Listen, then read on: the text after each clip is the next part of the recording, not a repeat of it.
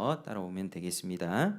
예수께서 안식 후 첫날 이른 아침에 살아나신 후 전에 7 귀신을 쫓아내어 주신 막달라 마리아에게 먼저 보이시니 마리아가 가서 예수와 함께하던 사람들이 슬퍼하며 울고 있는 중에 이 일을 알림해 그들은 예수께서 살아나셨다는 것과 마리아에게 보이셨다는 것을 듣고도 믿지 아니하니라.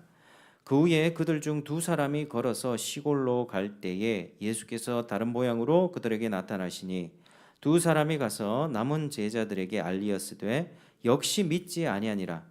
그 후에 11 제자가 음식을 먹을 때에 예수께서 그들에게 나타나사 그들의 믿음 없는 것과 마음이 완악한 것을 꾸짖으시니 자기가 살아난 것을 본 자들의 말을 믿지 아니함일러라.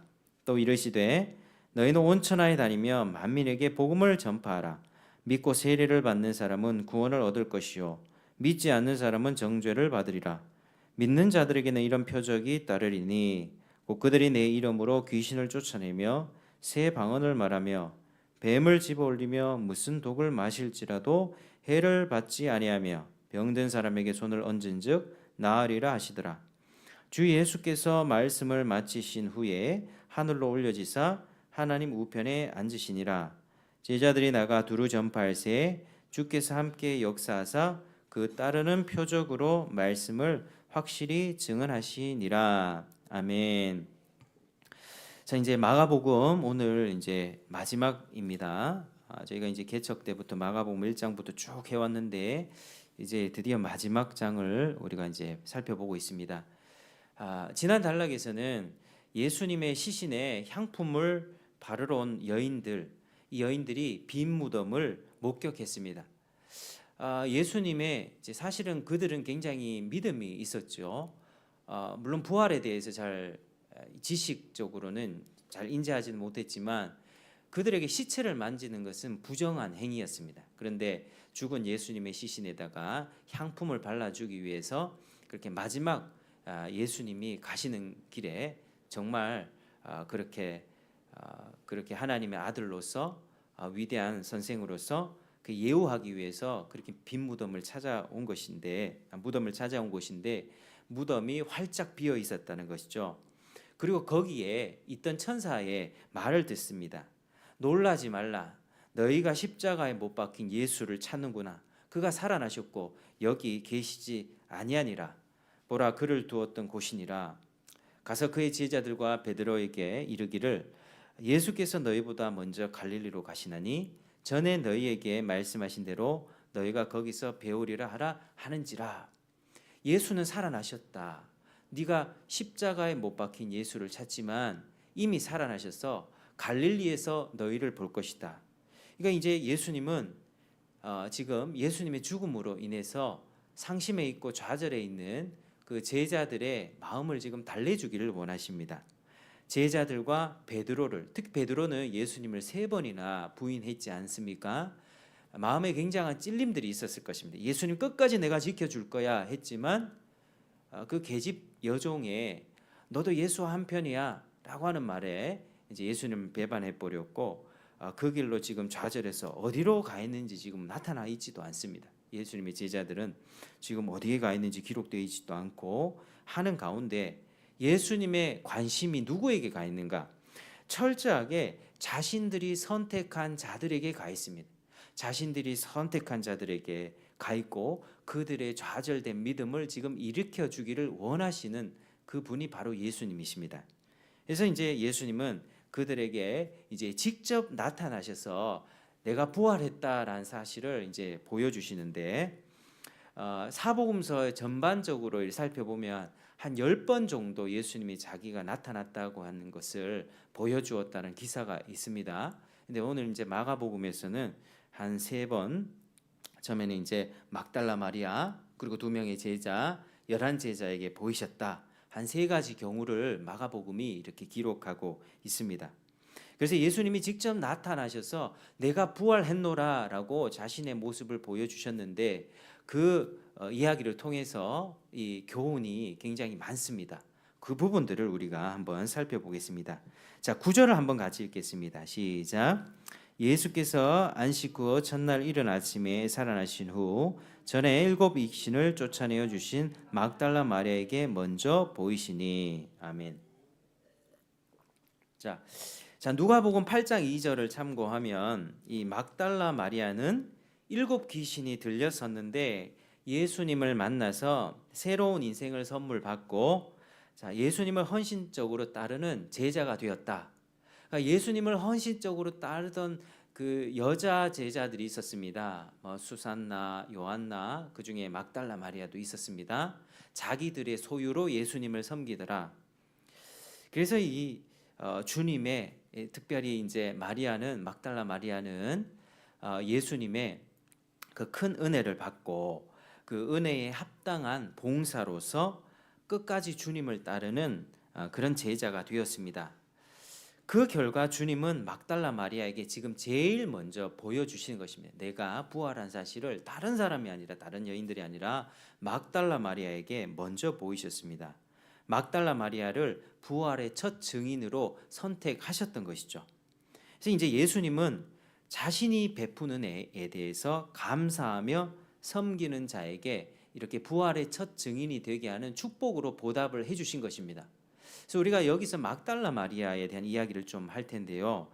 막달라 마리아를 통해서 우리가 배울 수 있는 점은 한번 따라하시겠습니다. 감사로 보답하는 삶은 참된 믿음의 증거입니다. 참된 믿음의 증거입니다.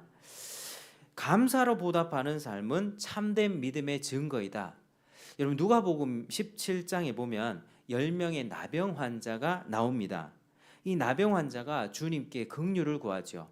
나병 환자는 당시에 다 격리 환자였습니다. 우리가 코로나 처음에 터졌을 때 코로나 딱 양성이 나오면 무조건 격리하지 않습니까? 그리고 그 다음날 회사 가면 난리 나지 않습니까? 접촉했니 많이 이렇게 따지면서 마치 그것처럼 나병 환자는 나병 진단 받는 순간 집에서도 쫓겨나고 그냥 성 밖에서 나병 환자들과 함께 그냥 어두운 인생을 살았던 사람들이 그들이었습니다. 그래서 10명의 나병 환자가 함께 살면서 자기 가족들과도 떨어졌고 자기 친족들과 떨어져서 그냥 사람들이 주는 음식들 구걸하면서 살던 그 인생들이 주님이 지나가는 걸 보고 긍휼을 구하죠. 주여 우리를 긍휼히 여겨 주십시오. 그때 주님이 어떻게 합니까? 이 10명의 나병 환자를 다 고쳐주십니다. 그들의 불쌍한 인생을 보시고 고쳐주죠. 그러니까 우리 주님은 항상 긍휼이 많으십니다. 그들이 고쳐달라고 나올 때 그들을 그냥 보내지 않고 그들을 이렇게 회복시키시고 새로운 삶을 허락해 주시는 분이십니다. 그리고 그들은 이제 자신이 나았다는 것을 확인을 받는데 제사장들에게 확인을 받습니다. 제사장들이 나병이 치유가 됐다 이거를 확인해 주면서 집으로 돌려보냈던 것이죠. 다시 이스라엘 백성의 공동체로 집으로도 돌아올 수 있었고 이제는 회당에 예배도 드릴 수 있었고 이제 다시 정상적인 삶을 살 수 있었던 것입니다. 그런데 이 10명이 다 치유를 받았는데요. 그중에 9명은 그냥 자기 길을 갔습니다. 고침받고 와 예수님이 고쳐주셨다 하고 예수님에 대한 아무런 반응 없이 그냥 자기 길을 갔습니다. 회복된 그 은혜를 그냥 축복을 누리면서요. 그러나 오직 한 사람, 마지막 한 사람만은 돌아왔습니다. 예수님께 돌아와서 하나님께 영광을 돌리면서 예수의 발 앞에 엎드려 감사를 드렸습니다. 이 10명 중에 9명은 그냥 축복만을 받은 것이고요. 축복만을 누린 것이고 마지막 한 명은 축복과 더불어서 예수님께 나와서 더 큰 한 발자국 더 큰 은혜를 얻게 되는데 그게 구원의 은혜를 얻게 되었습니다. 주님은 묻습니다. 10사람이 다 깨끗함을 받지 않았느냐? 나머지 9명은 어디 갔느냐? 이 이방인 그 돌아온 사람이 사마리아인이었거든요. 유대인들이 그렇게 싫어했던 사마리아인. 이 사마리아인 외에는 하나님께 영광을 돌리러 온 자가 없느냐? 그리고 주님은 그 돌아온 그 사람에게 구원을 선포하죠. 일어나 가라. 내 믿음이 너를 구원하였느니라. 이 9명은 육신의 병을 고침 받았습니다. 다시 가족들의 품으로 돌아갈 수 있었고 회당에 예배를 드릴 수 있었고 정상 생활이 가능했고 다시 사람들로부터 나병 환자야, 너는 부정한 인생이야, 신의 저주를 받은 인생이야 라는 손가락질을 받지 않아도 되는 회복을 경험했습니다. 고립되고 힘들고 괴로운 왕따 같은 삶을 이제 벗어날 수 있었죠. 그런데 이 9명은 그걸로 끝이었습니다. 그들의 영적인 질병은 치유받지 못했습니다. 문제는 해결받았어요. 지금 내가 허리 아프고 괴롭고 정신병 들고 우울증 있는 이 문제는 해결받았습니다. 그런데 근본적인 문제는 해결받지 못했어요. 죄와 사망으로부터 구원은 해결받지 못했습니다. 왜 그랬습니까? 그들은 주님께 관심을 두지 않았기 때문입니다. 주님으로부터 오는 능력으로 자신의 현세의 질병은 고침받았지만 그것으로 만족했다는 것입니다. 그런데 나머지 마지막 한 명은 그의 병이 고침받았을 때 그의 시선과 관심이 어디로 갔습니까? 자기를 고쳐주었던 주님께로 관심을 두기 시작했습니다. 내 질병을 고쳐준 분이 정말 누구인가? 그분에게 집중을 하기 시작했던 것이죠. 그리고 그에 대한 합당한 반응으로 주님께 나와서 엎드려 절했다. 엎드려 감사를 표하면서 하나님께 영광을 돌렸다. 그때 일어나 가라. 내 믿음이 너를 구원하였노라 라고 그 믿음을 칭찬하셨습니다. 9명과 1명의 차이를 잘 아시겠죠? 그의 감사는 무엇이었겠습니까? 그의 감사는 그의 마음에 참된 믿음이 생겨났다는 증거였습니다. 여러분, 사람들이요 예수님을 믿습니다. 믿는데 우리 지금 내면을 잘 살펴봐야만 합니다. 그 믿는 이유와 동기를 살펴보면 주님이 주시는 축복과 내 삶의 평안 때문에 믿는 경우가 참 많이 있습니다. 내 삶의 행복을 위해서 주님의 능력을 끌어들이고 주님이 능력을 베풀어 주십시오라고 하는 것입니다. 그러나 여러분, 이 믿음은요 사실은 반쪽짜리 믿음이고 참된 믿음이 아닙니다. 참된 믿음은 어떠합니까? 주님의 능력과 축복보다 주님 그분 자체를 사랑하고 구하는 신앙입니다. 근데 많은 사람들은 자신의 삶에서 고통당할 때 어려움을 당하고 우울증을 경험하고 공황장애와 각종 몸의 질병들을 우리가 겪을 때 내 고통을 없애달라고 주님께 나옵니다. 주님, 내 병든 몸을 고쳐주십시오. 내 꼬인 인간관계를 해결해 주십시오. 주님, 나의 문제를 주님 앞에 맡겨드립니다. 어떤 기대감을 가지고 주님 앞에 나오죠. 그런데 주님이 그 고통을 없애주시잖아요. 그러면 나병 환자 10명 중에 9명이 그랬던 것처럼 고쳐주시면 그 길로 교회를 안 다니게 되는 경우가 참 많이 있습니다. 이게 실제적인 우리들의 삶의 현실입니다.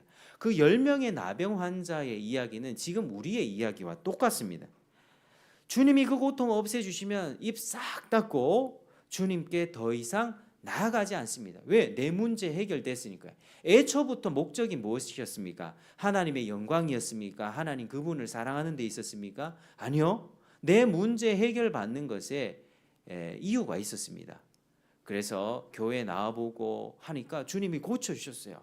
그러면 주님께서 고쳐주셨으면 당연히 반응이 어때야 되겠습니까? 나를 고쳐주신 주님이 어떤 분인가 더 알므로 나아가고 감사함으로 나아가야만 합니다. 근데 많은 사람들은 내 문제 해결 받았다 그러면 그걸로 끝. 이제는 교회를 드문드문 나오기 시작하고 그렇게 주님에 대한 관심을 보이지 않는 경우가 참 많이 있죠. 이게 반쪽짜리 믿음입니다. 여러분, 사람이 얼마나 자기 중심적인지 아십니까? 저도 이제 제 마음을 딱 열어서 진지하게 되돌아보면 내가 참 이기적이다라고 하는 고백이 나오지 않을 수가 없습니다. 여러분은 기도하죠. 말씀 보죠. 교회도 나옵니다. 주님께 매달리는 이유가 무엇입니까? 왜 신앙생활을 하십니까? 교회 나오는 이유가 무엇입니까? 자기 내면을 좀 정직하게 가면을 벗어 던지고 자기의 마음을 잘 좀 돌아보시길 바랍니다. 우리는 내 삶의 고통을 없애기 위해서, 내 삶의 우울증을 없애기 위해서, 내 삶의 평안을 얻기 위해서 그렇게 나오는 것 아닙니까?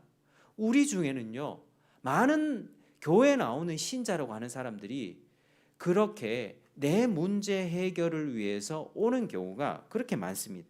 우리는 속지 말아야만 합니다. 나에게 집중되지 말아야 합니다. 내 삶의 고통을 없애는 거, 그걸 목적으로 주님을 섬기는 것은 옳지 않습니다. 아니, 내 삶의 고통이 그것이 처음 교회에 발을 들여놓는 이유는 될 수 있습니다. 우리는 모두 고통 가운데 살기 때문에 지푸라기라도 하나 잡는 심정으로 교회에 나올 수 있습니다. 주님 그것도 기뻐하십니다. 고쳐주길 원하십니다. 그런데 그것이 신앙을 지속할 믿음의 기초가 되지는 못합니다. 믿음의 기초는요, 주님이 내 고통을 없애주셨네, 내 문제 해결해 주셨네, 주님이 이런 능력 베풀어 주시는가, 이게 여기에 있지 않고 주님 그분이 인격이 어떠하고 그분이 어떤 일을 하셨고 어떤 말씀을 하셨고 우리에게 어떤 약속을 베풀어 주셨는가, 그게 믿음의 기초가 됩니다. 주님의 인격과 사역이 우리의 믿음의 기초가 된다고요. 우리는 우리의 고통 가운데 내게 다가오시는 하나님 그분을 구해야만 합니다. 하나님 그분을 가까이 하려고 하는 마음으로 주님께 나아가야만 합니다. 관심을 나에서 주님께로 옮기시는 여러분 되시기를 바랍니다. 여러분, 주님께 주님 내 고통 없애주십시오 기도했을 때 그게 기도 다 응답 받았습니까? 응답된 것도 있고 응답 안 된 것도 있을 줄로 압니다. 바울이요, 육체에 가시가 있었습니다. 그게 뭐 눈에 안질이니 뭐 간질이니 여러 견해들이 있지만 바울은 확실히 목회자로서 어떤 사람들에게 덕이 되지 않을 듯한 그런 모습들이 있었습니다. 그래서 바울은 그것을 육체의 가시를 없애주십시오. 여러분, 제가 만약에 뭐 어떤 간질을 한다든지 뭐 이런 모습들이 있으면 여러분이 저에게 이렇게 어떤 시선으로 보내겠습니까? 별로 좋지 않은 시선을 보낼 겁니다. 바울도 마찬가지였습니다. 그는 하나님의 말씀을 대언하는 전도자였고 선교사였고 목회자였는데 그런 모습이 있으니, 보기에 흉한 질병이 있으니 하나님 이 육체의 가시를 좀 없애주십시오 3번이나 기도를 합니다. 근데 주님이 어떻게 하셨습니까? 내 은혜가 네기에 족하도다, 내 능력이 약한 데서 온전하여 짐이라 라고 하시면서 바울의 기도에 너 그거 평생 짊어지고 가야 돼. 그래야 나의 능력이 너의 약함 가운데 드러날 수 있는 거야. 주님이 그렇게 말씀하셨습니다. 기도했는데요, 육체의 고통을 없애주시 기도했는데 주님이 들어주시지 않으셨어요. 그때 바울은 어떻게 주님께 기도합니까? 감사 기도합니다. 내가 도리어 크게 기뻐함으로 나의 약한 것들에 대하여 자랑하리니 이는 그리스도의 능력이 내게 머물게 하려 함이라. 내가 약한 그때에 주님이 강해지기 때문에 주님, 내 이 고통을 평생 내가 안고 가겠습니다. 주님 이 고통을 주셔서 감사합니다. 그렇게 기도할 수 있었다는 거예요. 그러니까 감사가 참된 믿음의 척도죠. 크게 기뻐했다고요. 여러분, 어떤 고통과 괴로움들이 있습니까? 주님께 고쳐달라고 기도하고 계십니까? 근데 그 고통으로 인하여 내가 주님께 더 나아가게 되는 그 삶의 그런 울적하고 어두운 단면을 주님께 아뢰면서 감사할 수 있겠습니까? 기도할 수 있겠습니까? 기뻐할 수 있겠습니까? 그게 참된 믿음이에요. 여전히 내 삶 가운데는 변화되지 않고 정말 어느 세월까지 내가 참아야 되나, 어느 세월까지 내가 버텨야 되나 하는 괴로운 순간들이 있습니다. 그런데 그것도 감사합니다. 주님 내게 잘 먹고 잘 살게 해주셨다면, 내가 건강하게 해주셨다면 나는 주님 믿지 않았을 텐데 주님 나에게 이런 고통을 주셔서 감사합니다 라고 기도할 수 있을 때, 하나님께 감사하며 기뻐할 수 있을 때 그 사람, 그게 참된 믿음이에요. 그러니까 그 사람은 믿음의 기초가 정확하게 세워진 것입니다. 여러분, 신앙의 본질은요, 한번 따라 하시겠습니다. 하나님을 가까이함이 내게 복이라. 시작. 하나님을 가까이함이 내게 복이라. 내 안전을 원해요. 사람들은 부부관계에서 왜 아내들이 화를 내는지 아십니까? 남편에게 사랑을 받기 원하는 마음이 있습니다. 왜 남편들이 남편들이 아내를 회피하는지 아십니까? 두렵기 때문이에요. 이 대면했다가 문제가 일어났을 때 그걸 감당할 힘이 나에게 없다라고 생각하기 때문에 대면하기보다 슬슬 피합니다. 어느 순간부터 겉으로 돌기 시작하죠. 직장 생활에서 일을 더 열심히 시작합니다. 동호회 가서 놀러 다니기 시작합니다. 정작 가정에서 관계를 잘 가꾸지 못합니다. 이게 지금 우리들의 문제라고요. 우리들의 문제. 신앙생활의 본질은요, 모두 다 사람들은 내 안전을 원해요. 내 행복을 원해요. 나에게 잘해줬으면 좋겠어요. 나에게 사랑을 베풀어 주셨으면 좋겠어요. 이게 사람의 기본적인 욕구입니다. 왜? 하나님이 그렇게 만드셨거든요. 사람은 하나님과의 관계에서 사랑을 충만히 누리고 사람과의 관계 속에서도 사랑의 관계를 통해서 행복을 누리게끔 하나님이 만들어 주셨습니다. 근데 죄로 인해서 다 깨졌죠. 근데 그 욕구는 여전합니다. 근데 그 욕구를 우리가 찾고 그 욕망을 찾는데 사람으로부터 채워지지 않는 거예요. 남편에게도 아내에게도, 그리고 남편 아내도 안 되니까 자식에게도 뭘 기대합니다. 기대하는 순간 실망이 다가오기 시작하죠. 그러니까 그 욕구가, 우리 안에 있는 그 욕구, 사랑받고자 하는 그 욕구 자체는 잘못된 것이 아닙니다. 그러나 그 욕구가 좌절되었을 때 우리는 다른 방향에서 그걸 찾죠. 내 평안과 내 안전을 찾습니다. 그걸 하나님 앞에 기도까지 해봅니다. 하나님 기도하면서 문제, 마음에 어디가 있죠? 내 평안이 있어. 하나님 나에게 평안을 좀 주십시오. 하나님 내 우울증 좀 없애주십시오. 하나님 내 고통 좀 없애주십시오. 이렇게 기도를 합니다. 철저히 자기중심적이에요. 기도를 3시간, 4시간 하는 그 사람이 있다 할지라도 마음을 들여봤을 때 여전히 내 마음의 행복과 평안을 향하는 마음의 중심으로 신앙생활을 하고 있다면 그것은요, 가면을 쓰고 있는 거예요. 우리는 주님만이 그 문제를 해결해 줄 수 있습니다. 주님만이 그 관계의 결핍들, 욕구의 좌절들, 마음의 괴로움들 주님만이 해결해 줄 수 있습니다. 근데 우리는 자꾸 회피하고 돌아다닙니다. 겉돕니다. 다른 것에 중독되기도 하고. 그러니까 주님은 뭘 원하시느냐? 네 안정과 평안을 위해서 회피하고 변명하고 혈기내며 분노하며 사는 그 인생 좀 버려라. 나는 너에게 참 사랑을 주길 원한다. 주님은 우리에게 참 사랑을 주길 원하고, 그런 상황 가운데서 넌 사랑을 할 수 있겠느냐?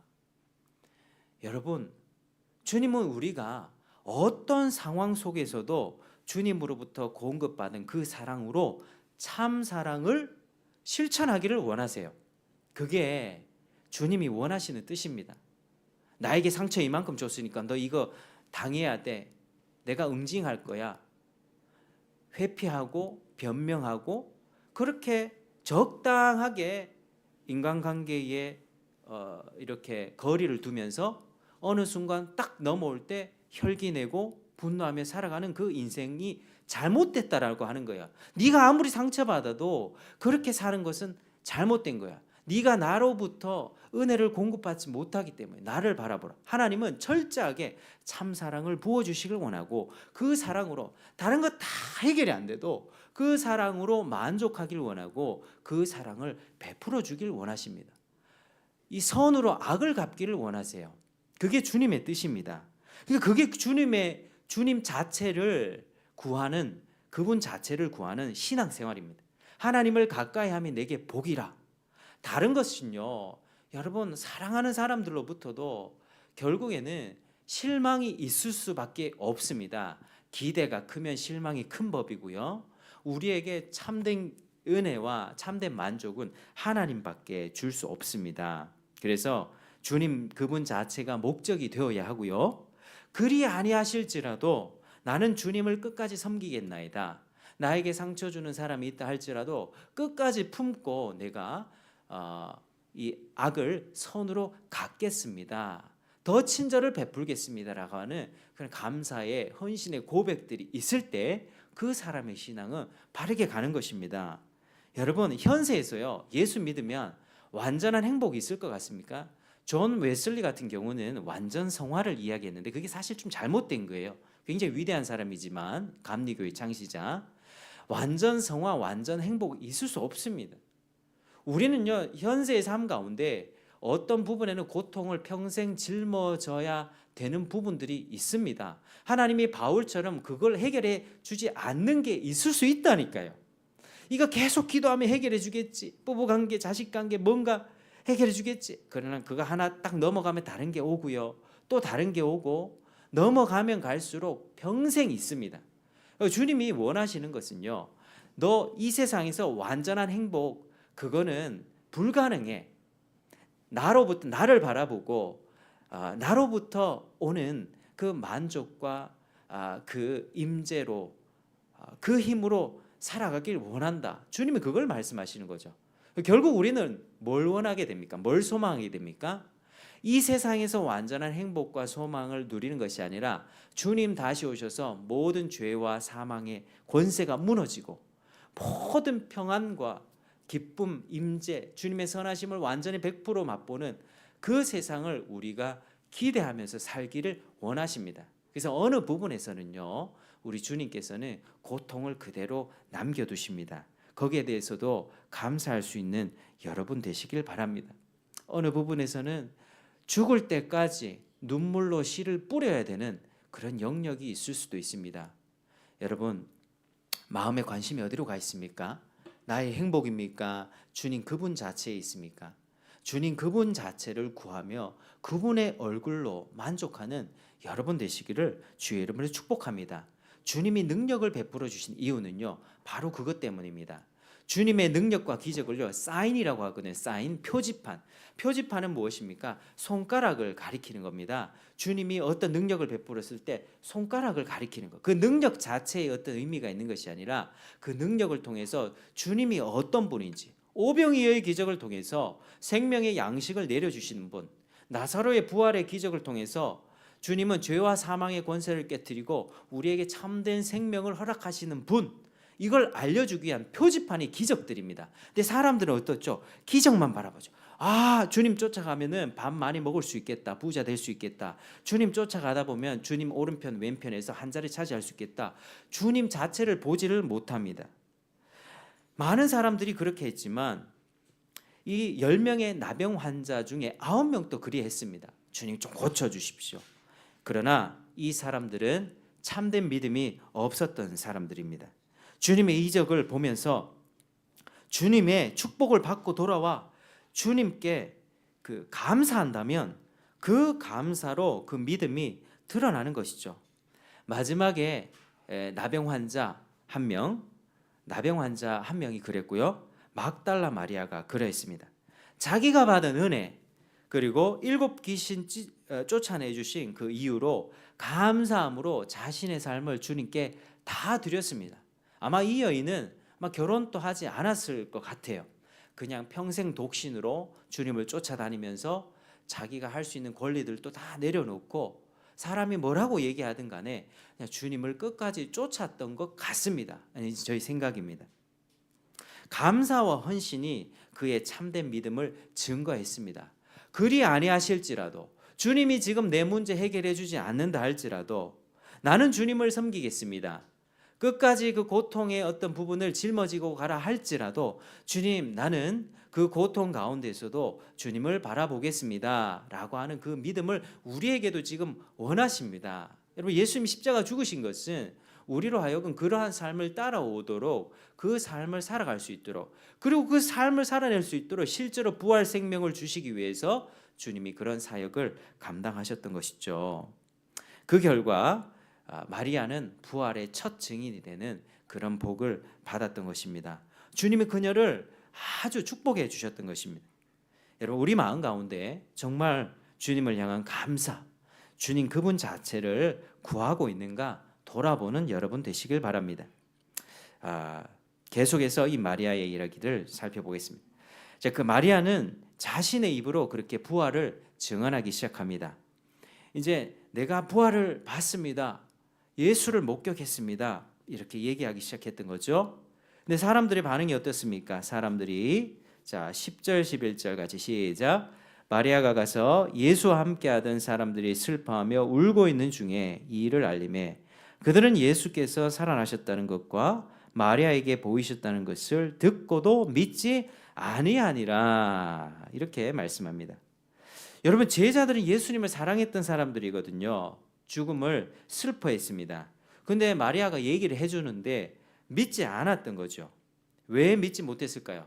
그들은 예수님이 사람을 죽인 사람을 살리는 것을 3번이나 경험했습니다. 어떤 경우였습니까? 회당장 야이로의 딸을 살리셨고요. 나인성 과부의 그 불쌍한 과부의 아들을 살리셨고요. 죽은 나사로를 살리셨습니다. 직접 봤단 말이에요. 죽은 자를 살리는 건 봤는데 지금 예수가 부활했다 이 얘기를 해줘도 믿지 않는 거예요.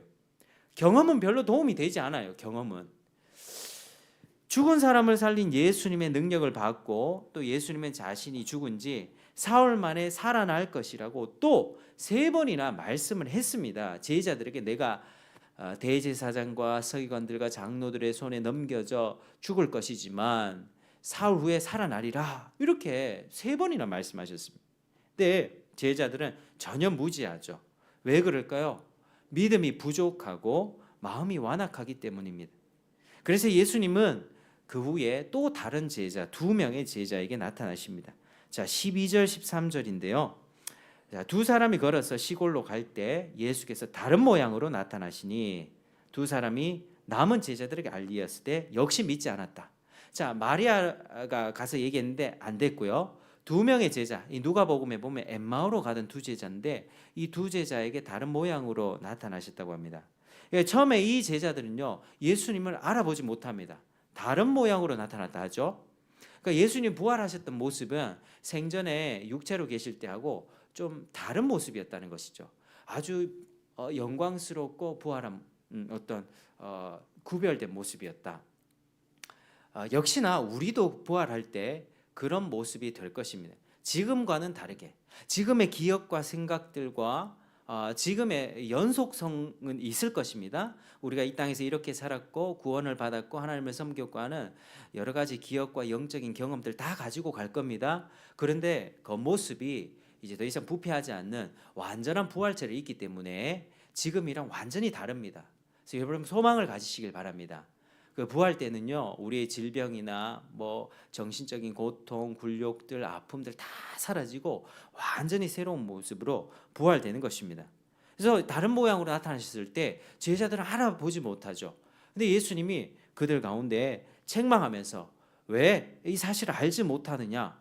모세와 선지자의 글을 통해서 내게 그리스도가 고난을 받고 자기가 그 영광에 들어야 할 것이라고 성경에 분명히 기록되지 않았느냐? 자세히 설명해 주셨습니다. 자세히 성경을 풀어 설명해 줄 때 주님 그들과 함께 저녁을 먹었고 그때 눈이 딱 떠지면서 떡을 가지고 축사할 때 그들의 눈이 딱 떠지면서 눈이 밝아져 부활하신 예수님을 알아봤던 것이죠. 처음엔 눈이 어두웠지만 예수님 말씀을 듣고 음식을 나눌 때 눈이 떠졌습니다.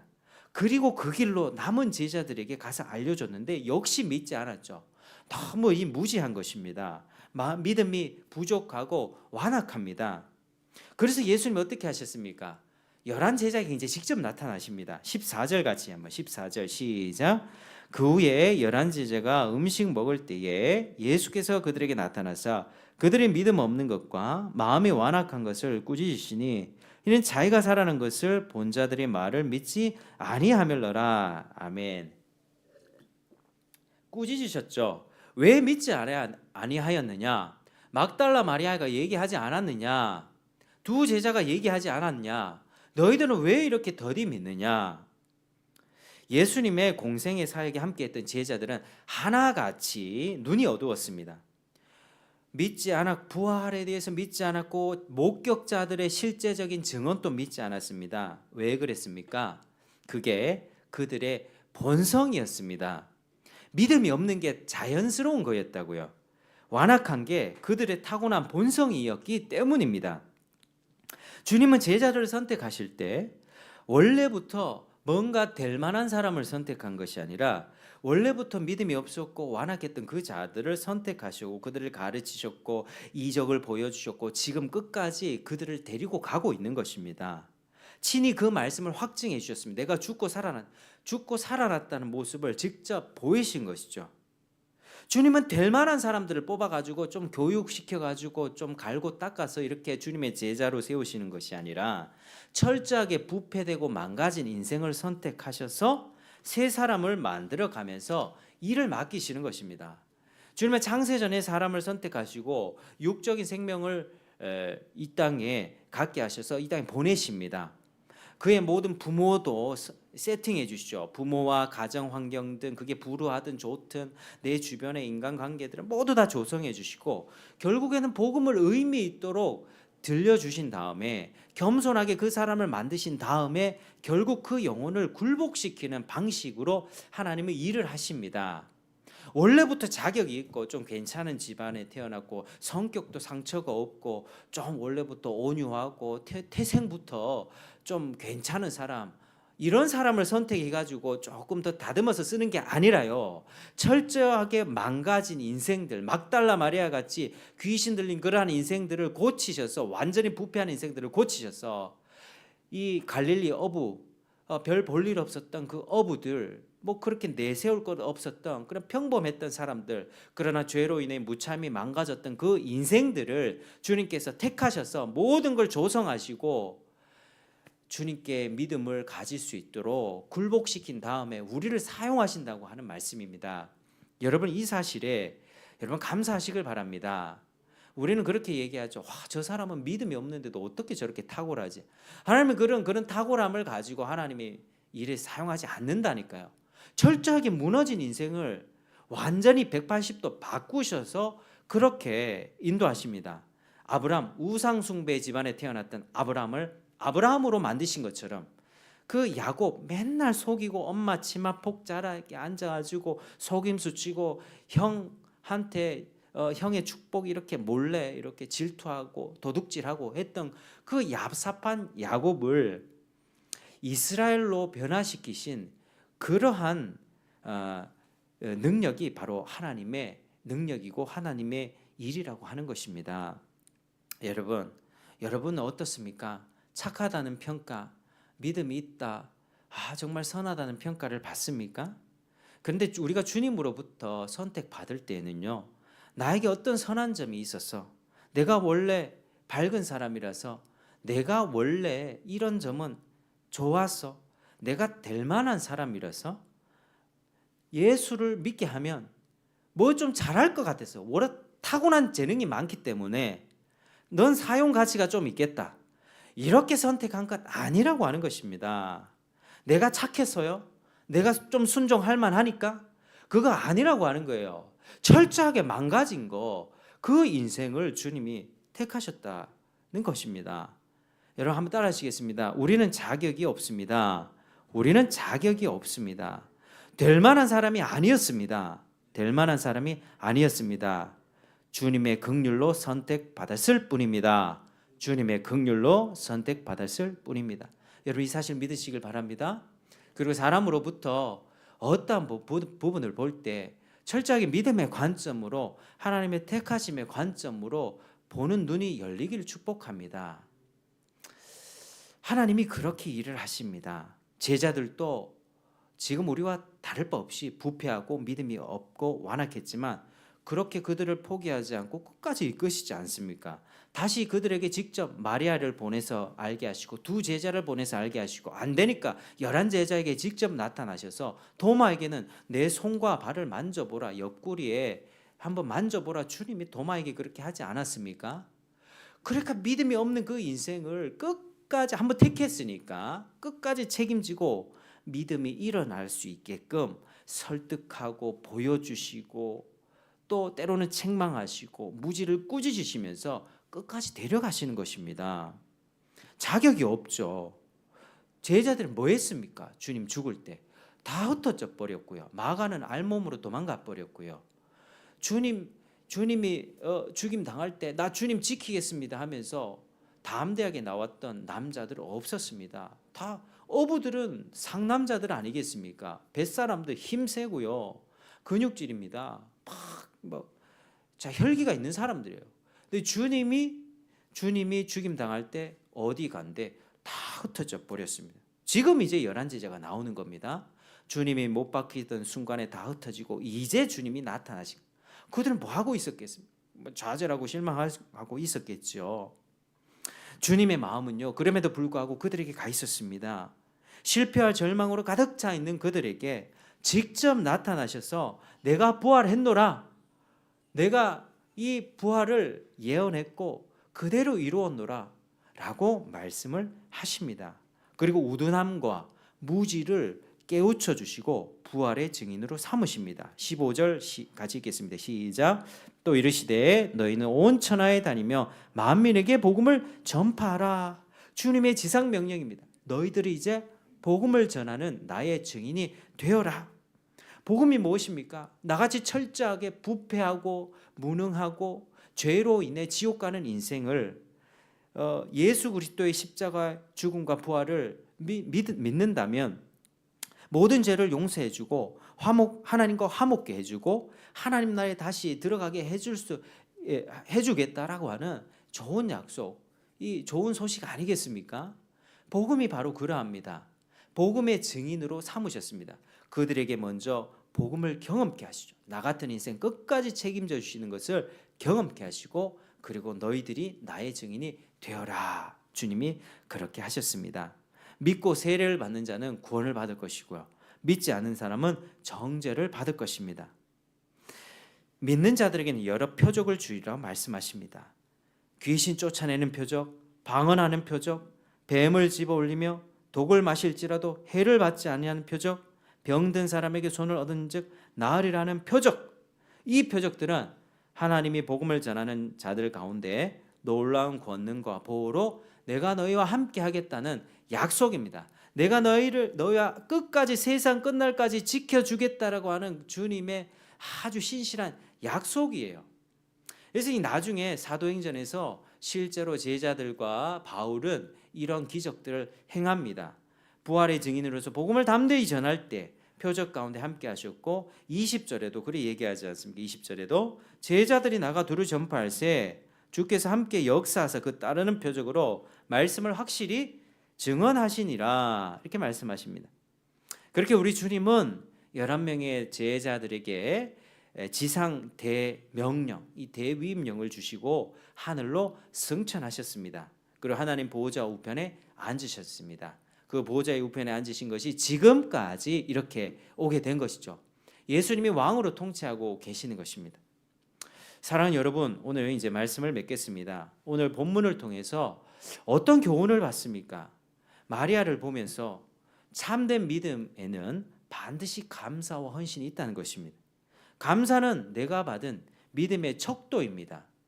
여러분, 요즘에 우리가 얼마나 풍요로운지 내가 받는 것들, 정부에서도 지원금 나오고 코로나 지원금 나오고 뭐 복지가 잘 돼 있어서 그리고 뭐 넘쳐나지 않습니까? 다들 뭐 몇백만 원씩 벌고 뭐 심지어 많이 버는 사람은 1,000만 원씩 벌고 돈 많이 벌지 않습니까? 근데 이제 풍요로운 게요, 하나님의 축복이긴 한데 인간의 부패성은요 하나님을 떠나게 만듭니다. 그래서 그게 문제예요. 그게 내가 누리고 있는 걸 당연하게 생각한다고요. 지금 내가 누리고 있는 인간관계들, 사랑하는 남편과 아내, 자식 관계들, 이렇게 예배당에서 예배 드릴 수 있고 또 물건, 우리 안에 뭐 얼마나 많은 것들이 있습니까? 먹을 것, 입을 것 넘쳐나지 않습니까? 얼마 전에 집을 정리 좀 하다가 이제 옷 같은 걸 봤는데 옷도 얼마나 넘쳐나는지요. 주변에서 뭐 애들이 입히라고 이런 옷도 주시고 이런 옷도 주시고 정말 너무 많았어요. 너무 많아가지고 복잡한 거예요. 이 옷을 장롱이 없다. 장롱이. 참 우리는 복을 너무 많이 받고 사는 거예요. 집안이 너무 복잡해요. 그러니까 그걸 보면서 많다고 불평하죠. 너무 많아. 하나님이 많은 걸 주신 것에 대한 감사보다는 우리는 불평이 더 많은 것입니다. 제가 그럽니다. 제가. 그래서 우리는요, 우리가 전 재산을 잃었다 할지라도, 내가 사랑하는 사람과 내가 가장 소중히 여기는 가치를 잃었다 할지라도 그때까지 받은 축복을 기억하며 주님께 감사할 수 있는 그런 믿음이 되어야만 합니다. 그게 진짜 믿음입니다. 그런 감사를 드릴 때 주님은 그 사람의 복을 주지 않을 수가 없습니다. 마리아를 부활의 첫 증인으로 세우신 것처럼 그런 감사를 주님 앞에 한번 드려보십시오. 그러면 주님이 그 은혜를 더 많이 베풀어 주실 것입니다. 제가 언제 한번 예화를 든 것 같은데요. 우리가 자식을 키우고 있는데 한 20살 된 자식을 키웠다고 칩시다. 근데 이 자식이 갑자기 불미스러운 사고로 세상을 떠나게 되었어요. 그런데 많은 사람들이 첫 번째 반응이 어떻겠습니까? 하나님 왜 데려가십니까? 하나님 이 자식 왜 20살이 이 혈기왕성하고 미래가 창창한 나이에 하나님 왜 데려가십니까? 하나님께 따지겠죠. 진짜 감사하는 사람은 어떻게 감사합니까? 하나님 외롭고 불쌍한 인생 가운데 결혼하게 해주시고 20년간 이 자녀를 통해서 함께 추억을 만들고 또 이 자녀를 통해서 여러 가지 행복과 기쁨을 누리게 해주신 그 하나님에 대해서 감사합니다. 이런 고백들이 있을 때 그게 진짜 감사라는 거예요. 내가 가장 사랑하는 자녀를 잃었을 때 하나님 이 자녀 70살 80살까지 장수하면서 좋은 대학 가고 좋은 직장 가서 나 이 애가 낳아주는 손주도 보고 싶었단 말입니다. 하나님 그런 권리 없으시다니까요. 하나님은 우리를 100살까지 건강 무병장수하게 해주고 하나님 우리를 완전하게 행복하게 해줄 하나님 권리와 의무가 없으세요. 하나님 당장 우리를 이 순간에 내 생명 데려가도 우리는 가야만 합니다. 그러니까 지금 딱 이 순간에 봤을 때 나에게 살아오면서 경험했던 모든 것들이 다 은혜입니다. 잃어버렸을 때 그 하나님이 이만큼 더 주셔야 되는데 왜 이게 아니고요. 그동안에 주셨던 것에 대해서 감사할 수 있는 마음이 진짜 믿음입니다. 감사가 없으니까요. 우울증이 생겨나는 거예요. 여러분 오늘날에. 여러분 많은 저도 우울감을 많이 이렇게 호소할 때가 있거든요. 왜 안 우울하겠습니까? 세상이 복잡하고 살기 쉽습니까? 그런데요. 왜 생기는지 아십니까? 받은 것에 대한 감사가 별로 없으니까 이 우울감이 생겨난다고요. 실제로 그렇습니다. 실제로 이제 성경적인 상담을 하시는 분들이 이렇게 조언하고 있는 부분들 중에 그런 것들이 하나입니다. 어떤 우울증이 있을 때 정말로 그걸로 인해서 심각한 약을 먹지 않으면 잠을 못 자거나 밥을 못 먹거나 하는 그런 생존을 하지 못할 때는 약을 먹어야 되는데 그렇지 않은 이상 감사하는 생활 습관을 가르치고 받은 것에 대해서 감사하고 그리고 내가 책임감 있게 살지 못한 것에 대한 삶의 패턴들을 좀 바꾸면 그 사람의 우울증은 사라진다고 합니다. 그러니까 하나님께서 우리에게 삶에 주신 원리가 있어요. 나는 남편으로서 해야 될 책임이 있고 아내로서 책임이 있고 그리고 하나님이 주신 것에 대해 감사하며 하나님과 사랑의 관계, 부부와 부모 자식 간의 가까운 사람들과의 관계 책임이 있습니다. 의무가 있습니다. 그런데 감사를 하지 않고 내가 해야 될 책임하지 않으면 우울증이 생겨날 수밖에 없습니다. 하나님 그렇게 만드셨기 때문이에요. 여러분 정말 오늘날은 모든 걸 다 정신병으로 치부합니다. 나 우울증이 있어요. 그렇습니까? 가서 병원 가서 약 드세요. 근본은 뭐예요? 근본은 마음을 돌아보고 하나님과의 관계를 새롭게 하고 감사하는 거예요. 그리고 내 책임을 다하는 거예요. 그러면 그 증상들이 사라진다니까요. 그게 실제적으로 성경적 상담을 하는 사람들의 실제적인 생생한 증언들이에요. 제가 얼마나 감사가 없었는가. 좀 원래 짜증이 많은 사람이거든요. 원망 불평이 많았던 사람이거든요. 하나님 왜 이렇게 나를 괴롭게 하십니까? 진짜 살아오면서 참 그런 걸 많이 느꼈습니다. 그런데 하나님이 가르쳐 주세요. 실패를 통해서. 정말 제가 실패를 많이 하면서 좌절 많이 하면서 생생한 경험들을 지금 나누고 있는 겁니다. 여러분 감사하시길 바랍니다. 그리고 믿음을 보이시길 바랍니다. 하나님 그 믿음 위에 축복을 베풀어 주십니다. 그게 주님께서 일하시는 방식입니다. 또 하나 주님께서 주시는 교훈은요. 끝까지 자기가 선택한 자를 끝까지 책임지시고 회복시켜 주신다라고 하는 사실입니다. 믿으시길 바랍니다. 지금 오늘 아침까지 내 삶이 엉망이었다 해도 괜찮습니다. 여러분 주님은 그 인생 회복하시는 전문가이기 때문이죠. 전능하신 능력을 어디다 쓰겠습니까? 우리 질병 다 고쳐주고 너 완벽하게 행복하게 살아, 이걸 세팅하는데 전능하신 능력을 쓰는 게 아니라 내 깨지고 상한 마음을 주님께서 섭리하시고 이끌어주시고 이 사람 붙여주시고 이 책을 보게 하시고 이 영상 보게 하시고 누구 목사님 설교 듣게 하시고 누구로부터 조언 듣게 하시고 예배 가운데 은혜 받게 하시는 모든 그런 하나님의 그 전능하신 능력을 하나님의 섭리 가운데 행하시면서 그 영혼을 낮추시고, 주님 내가 잘못했습니다. 내가 가면을 쓰고 살았습니다. 내가 보니까 자기 보호하며 살았습니다. 적당하게 벽을 치면서 진실된 사랑을 베풀지 못했습니다. 주님, 내가 상처받았다고 그대로 돌려주길 원했습니다. 응징하길 원했습니다. 마음을 풀지 않았습니다. 회피하며 살았습니다. 아내를 사랑해야 되는데 품지 못하고 직장에서 일로 내 마음을 채웠습니다. 다른 운동과 취미생활로 스트레스를 풀었습니다. 다른 것으로 내 만족을 구하길 원했습니다. 하나님, 내 남편에게 화를 내며 나에게 안정을 달라고 주님 요구했습니다. 주님을 구하기보다 내 만족을 구했습니다. 여러분, 우리 인생이 그런 인생들이, 그런 인생을 주님께서 회복시켜 주신다는 거예요. 그게 정말 은혜예요. 은혜. 얼마나 감사한지요. 그래서 내가 망가졌다는 걸 아는 사람이 은혜를 받고요, 내가 철저하게 참 사랑이 없다는 것을 아는 사람이 하나님께 복을 받습니다. 주님은 제자들을 다 용서하셨어요. 그들을 꾸짖은 게 뭔지 알아요? 야, 너 왜 내 죽을 때 다 도망갔어? 이런 거 주님 유치하게 그러지 않으셨어요. 뭘 꾸짖으셨습니까? 부활한다고 얘기했지 않느냐? 그거 왜 모르느냐? 주님은요, 그들 다스가랴스에 내가 내 목자를 치린 다 흩어지리라, 양들 다 흩어지리라, 그렇게 주님의 뜻을 성취할 것을 다 알고 너희들이 나 배반할 것 다 알고 계셨습니다. 거기에 대해서 위로를 주시죠. 그러나 너 왜 말씀 기억하지 않고 있었어?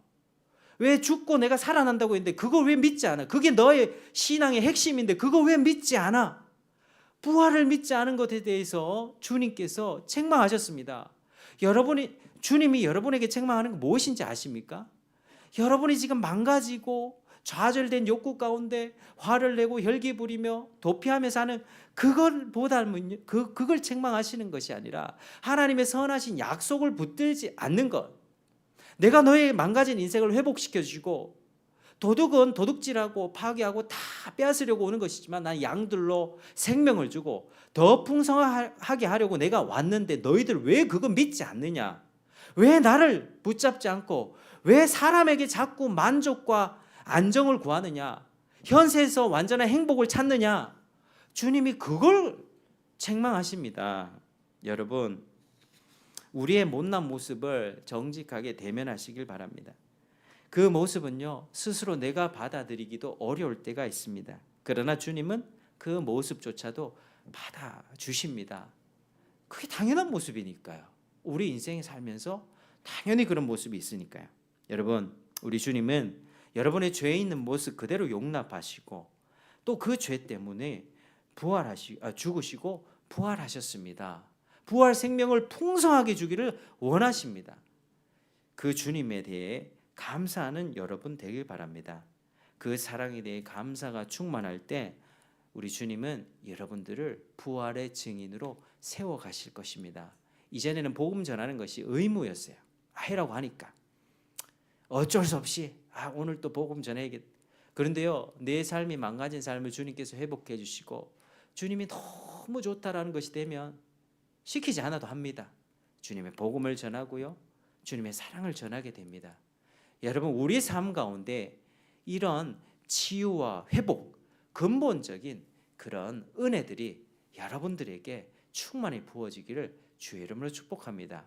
우리 한 주간 또 살아가실 때에 나 자신의 못난 모습을 직면하고 자기 보호와 가면들 다 벗어던지고 주님으로부터 받은 참 사랑을 의지해요, 그렇게 하나님과 이웃을 사랑하며 사랑에 성공하는 여러분 되시기를 주의 이름으로 축복합니다. 기도하겠습니다. 아버지 하나님, 감사합니다. 오늘 이 마가복음 마지막 내용을 통해서 참 여러 가지 은혜를 베풀어 주시니 감사드립니다. 하나님 아버지 참으로 우리에게 크신 은혜를 베풀어 주셔서 우리가 감사하는 인생을 살기 원하고 우리의 못난 모습을 보면서 괴로울 때도 있지만 그 못난 모습 가운데 정말로 주님을 바라보고 또 주님을 끝까지 붙들기 원합니다. 부활의 증인으로 세워주시는 우리 주님 바라보면서 우리 하나님을 더욱더 바라보면서 살아갈 수 있도록 은총 베풀어 주시옵소서. 예수님 이름으로 기도